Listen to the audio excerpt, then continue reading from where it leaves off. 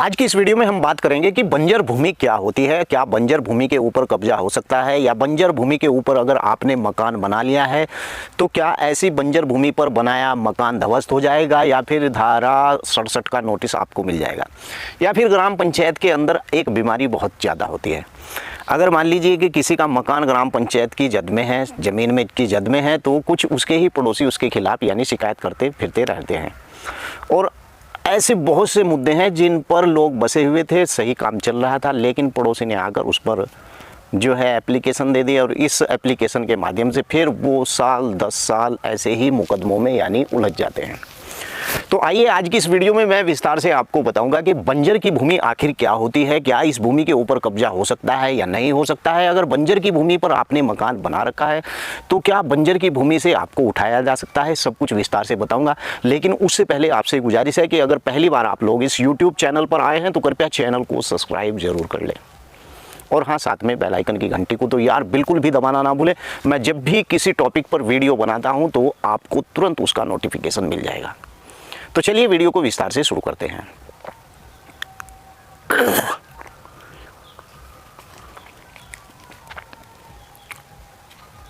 हर साधु महात्मा हो सकता है, लेकिन हर महात्मा साधु नहीं बन सकता है। और हिंदुस्तान में एक सबसे बड़ा झूठ यही बताया जाता है कि महात्मा गांधी जी ने भारत को आज़ादी दिलवाई, जबकि मैं इसे कंडेम करता हूँ।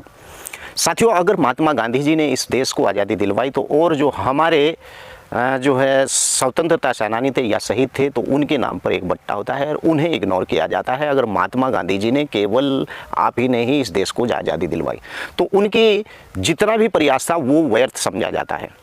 ऐसे ही मैं आपको बता दूं कि कुछ लोग ये पढ़ रहे हैं और लोगों को ज्ञान दे रहे हैं कि 1857 का गदर सबसे पहला गदर था, तो ये भी एक सबसे बड़ा झूठ है।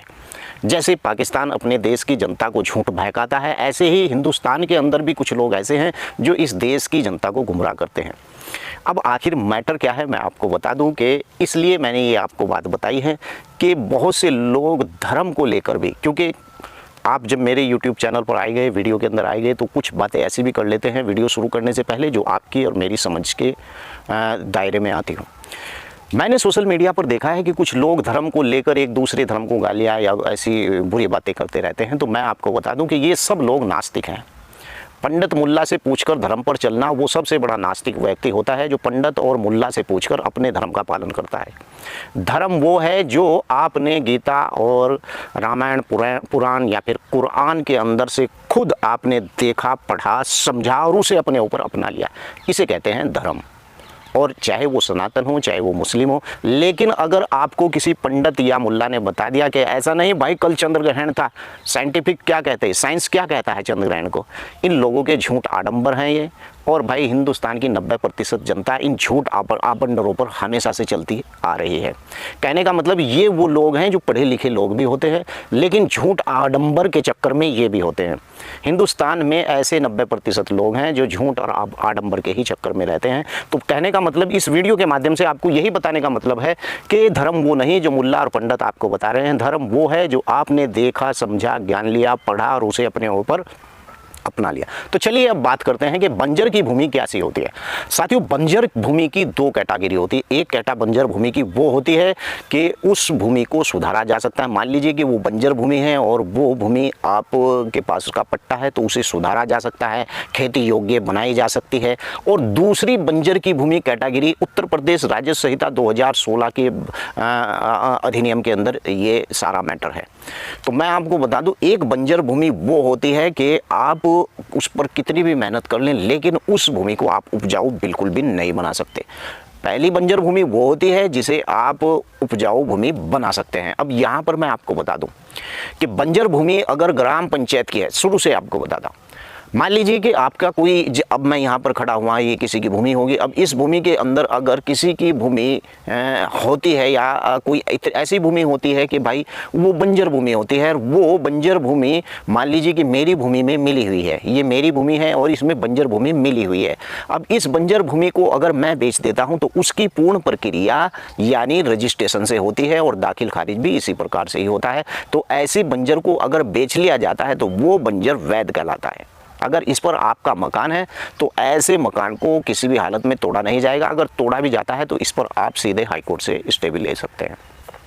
दूसरा, ऐसी बंजर भूमि जो ग्राम पंचायत की है और ग्राम पंचायत की धारा 59 और धारा 59 के अंतर्गत वो भूमि चढ़ी हुई है और वो भूमि आज भी ग्राम पंचायत की है, तो उस भूमि पर आपने कब्जा कर लिया। अभी यहाँ कब्जे वाली बात है। मान लीजिए कि आपने किसी सरकारी भूमि पर अवैध कब्जा कर लिया और वो भूमि ग्राम पंचायत के अधिकार में आती है और आपने उस पर कब्जा कर लिया, तो ऐसी स्थिति में कब्जा अवैध माना जाता है। अगर ग्राम पंचायत के अधिकार में बंजर भूमि थी और आपने उस पर कब्जा कर लिया है तो ऐसा कब्जा अवैध माना जाएगा। ऐसे में आपको उत्तर प्रदेश राजस्व संहिता 2006 के अधिनियम 67 के तहत आपको नोटिस भी दिया जाएगा और ऐसी भूमि से आपको खाली भी किया जाएगा और ऐसी भूमि से आपके मकान के ऊपर बुलडोजर की कार्रवाई भी हो सकती है। अब बात करते हैं कि बंजर भूमि का, मान लीजिए आपको ग्राम पंचायत की ओर से पट्टा हुआ है और वो बंजर भूमि है और बंजर भूमि का जब आपको पट्टा हुआ है तो वैध तरीके से एसडीएम कलेक्टर के द्वारा आपको वो भूमि का पट्टा दिया गया है, लेकिन उस भूमि के पट्टे पर आपको मालिकाना अधिकार भी मिल जाता है और मिलने के बाद आप उस भूमि को बेच देते हैं, तो ये वैध प्रक्रिया है, अवैध प्रक्रिया बिल्कुल भी नहीं। बस आपको यहाँ पर देखना है कि जिस पट्टे की आप बात कर रहे हैं कि क्या बंजर की भूमि के ऊपर अगर मकान बना लिया है तो क्या मकान टूट जाएगा। अगर आपने ग्राम पंचायत के पट्टा किए बिना और बिना ग्राम पंचायत की परमिशन के आपने बंजर भूमि के ऊपर मकान बना लिया है तो आपके ऊपर 100% कार्रवाई होगी। अगर आपको पट्टा मिला हुआ है और पट्टे के बाद आपने उसे किसी को खरीद फरोख्त किया, वो अधिकार में आपके आ गया, तो ऐसी भूमि पर कार्रवाई नहीं होगी।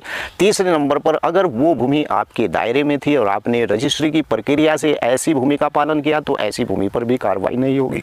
लेकिन जो भूमि आप ग्राम पंचायत की धारा 50 के अनुसार होगी और उस पर कब्जा होगा तो ऐसी भूमि पर कार्रवाई होगी।